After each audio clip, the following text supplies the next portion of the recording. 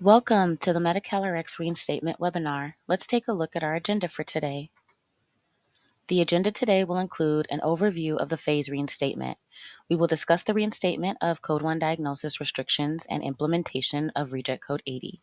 Additionally, we will show a video demonstration of how to navigate to the Medi-Cal Rx diagnosis crosswalk. Lastly, we will review some helpful contacts and resources. Now, let's dive into the phase reinstatement. The foundation of the implementation of this plan is focused on stakeholder feedback and preparedness, performance monitoring, and nimble adjustments. This purpose aligns us with our objectives to reduce disruption as well as to ensure safe and timely delivery of pharmacy benefits. First, let's look at our reinstatement roadmap.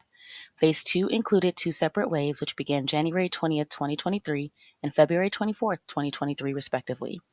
Phase 3 included 4 lifts total, beginning March 24th to June 23rd, to retire the transition policy for members 22 years of age and older. Phase 4 began in a series of lifts from August 4th to November 10th, lifting claim utilization management edits as well as reinstating PA requirements for 3 STCs, including enteral nutrition requirements and brand medically necessary PA requirements for DAW Code 1.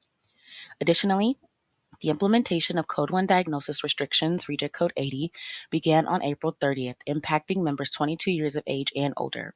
Please note the implementation of Code 1 restrictions, Reject Code 80, will not impact members 21 years of age and younger at this time. Next, we will take a more detailed look at each phase. Phase 1 included 3 separate waves, which encompassed the reinstatement of Claim Edit DUR Reject Code 88, promotion of Cover My Meds for PA submission, and the reinstatement of PA requirements for 11 STCs for New Start prescriptions affecting members 22 years of age and older. Phase 2 included 2 separate waves, which encompassed the reinstatement of 39 STCs, the reinstatement of 46 STCs, including medical supplies, and additionally, we began the preparation for the retirement of the transition policy. Phase 3 included 4 separate lifts, which retired the transition policy for members 22 years of age and older. Lift 1 retired 12 STCs and 6 HIC3s. Lift 2 retired 17 STCs. Lift 3 retired 22 STCs. And Lift 4 retired an additional 46 STCs. Phase 4 began in a series of lifts, which lifted the claim utilization management edits for members 22 years of age and older. Lift 1 impacted 3 claim utilization management edits, Reject Codes 60, 61, and 606. Lift 2 reinstated cost ceiling claim edits and the reinstatement of PA requirements for New Start and True Nutrition products. Lift 3 implemented the reinstatement of claim utilization edits for Reject Code 76, plan limitations exceeded. Lift 4 retired the transition policy for all pharmacy benefits, as well as reinstate PA requirements for all therapies for STCs, and also reinstated brand medically necessary PA requirements for all claims. Additionally, the implementation of Code 1 diagnosis restrictions, Reject Code 80, began on April 30th, impacting all claims for members 22 years of age and older. Prescribers may, when clinically appropriate, transition members from non-contract drugs to products on the contract drugs list and covered products list, reducing the need for PAs. Next, let's discuss Reject Code 80. Medi-Cal Rx will implement Claim Edit for Code 1 diagnosis restriction, Reject Code 80, for members 22 years of age and older beginning April 30th. A 30-day alert was published on March 29th to the Medi-Cal Rx Bulletins and News page. Let's discuss what was impacted. Effective April 30th, Medi-Cal Rx implemented Claim Edit for Code 1 diagnosis restriction, Reject Code 80, for members 22 years of age and older. If the Code 1 diagnosis requirement is not met, claims submitted to Medi-Cal Rx will deny with Reject Code 80 with the following supplemental message. Code 1 restriction requires a valid ICD-10 diagnosis code or submission clarification code of 7. For members newly diagnosed with a condition, there will be a delay in the diagnosis code being added to the member's medical record. Prescribers are encouraged to approve multiple diagnoses and ICD-10 codes with the prescriptions. Please note that prescription documentation requirements apply to Code 1 diagnosis restricted drugs. Prescribers and pharmacy providers must document the treatment diagnosis and keep that information readily available for auditing purpose. Code 1 drugs are subject to the prescription documentation requirements in the California Code of Regulations. Please note, members 21 years of age and younger are not impacted at this time. Next, let's discuss how to address Reject Code 80. To help clarify how to address Reject Code 80, we will follow the journey of member Jane Doe and what actions her prescriber and pharmacy provider can take to ensure Jane has no interruptions in care. In this scenario, Jane is a 39-year-old female who was recently diagnosed with seizures and was prescribed diazepam nasal spray by Dr. Smith. Let's first review how pharmacy providers and prescribers can identify Code 1 diagnosis restricted drugs. Pharmacy providers and prescribers may identify Code 1 diagnosis restricted drugs and the Medi-Cal Rx accepted diagnosis by reviewing the following resources. Review the Medi-Cal Rx diagnosis crosswalk to identify accepted ICD-10 or diagnosis codes to meet the Code 1 diagnosis restriction. Review the contract drugs and covered products list page on the Medi-Cal Rx web portal to identify the drugs with Code 1 diagnosis restrictions. Please note that diazepam nasal spray has additional Code 1 restrictions listed in the CDL that are currently in place, but for the purpose of this scenario, we will only be reviewing diagnosis restriction that is Reject Code 80.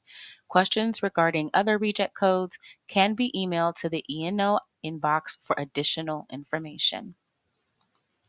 For a video demonstration of how to navigate the Medi-Cal Rx diagnosis crosswalk, please visit the Medi-Cal Rx YouTube page or click the link in the description box below.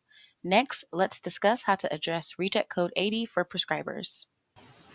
Once a prescriber recognizes the member's medication will be subject to Code 1 restrictions, the prescriber may perform the following options to demonstrate the diagnosis restriction is met. Provide a diagnosis or ICD-10 code with the prescription at the time of prescribing or communicated verbally to the pharmacy provider.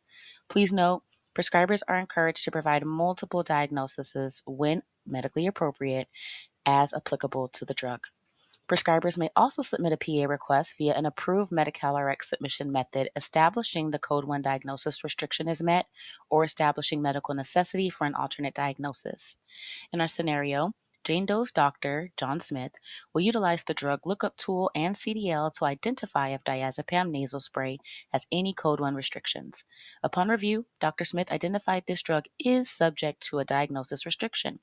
As Jane's prescriber, Dr. Smith knows the member has been diagnosed with generalized idiopathic epilepsy. Knowing this information, Dr. Smith reviews the Medi-Cal Rx diagnosis crosswalk to ensure this drug is in fact subject to Reject Code 80 diagnosis restrictions and finds ICD-10 code G40 for a diagnosis of epilepsy will meet the Code 1 diagnosis restriction. The prescriber can take the following next steps to address the Code 1 diagnosis restriction. Provide the ICD-10 disease group G40 for epilepsy or any ICD-10 code specifically, such as G40.3 on the prescription, or submit a PA via Cover My Meds for consideration of a real-time approval or another submission method. Please note that if the member is not newly diagnosed with G40.3, there is a good chance that this diagnosis is part of the member's medical record with Medi-Cal, and the prescriber may receive notification that a prior authorization is not required. Next, let's review how to address Reject Code 80 specifically for pharmacy providers. Pharmacy providers have the option to attest the diagnosis restriction is met or submit a PA request. Pharmacy providers may attest the diagnosis restriction is met via one of the following options. ICD-10 attestation. If the pharmacy software requires resolution with an ICD-10 code, the pharmacy provider should enter the appropriate ICD-10 code related to the diagnosis. Diagnosis can be confirmed with the member, prescriber, or other source of knowledge with the diagnosis. If the pharmacy was not provided a diagnosis or ICD-10 to attest the Code 1 restriction was met, the pharmacy may reach out to the prescriber to verbally obtain the diagnosis. Submission Clarification Code, SCC-7 attestation. The dispensing pharmacy provider may also attest the Code 1 restriction is met by using SCC-7 medically necessary to manage claims submitted for Code 1 restricted drugs with a diagnosis or type of illness restriction when an ICD-10 code is not available or cannot be confirmed by the member or other source of knowledge with the diagnosis. Pharmacy providers who are unable to attest that Code 1 diagnosis restriction is met should submit a PA request via an approved PA request submission method. In this scenario, Jane Doe's local pharmacy receives the prescription for diazepam nasal spray with the applicable ICD-10 code provided by the prescriber.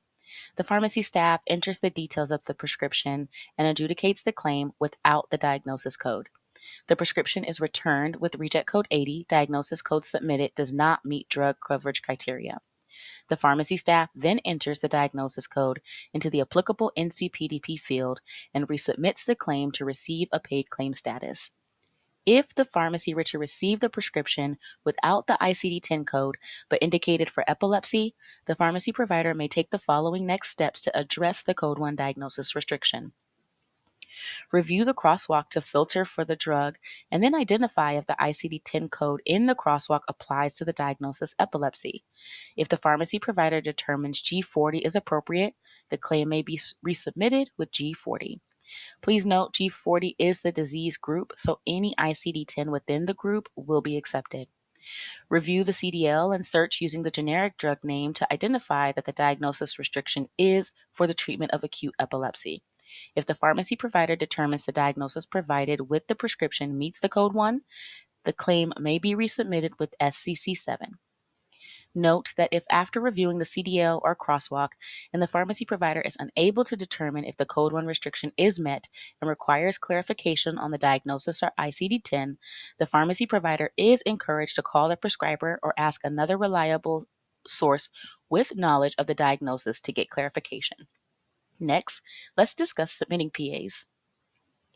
A PA request may be submitted via an approved Medi-Cal Rx submission method establishing the Code 1 diagnosis restriction is met or establishing medical necessity for an alternate diagnosis.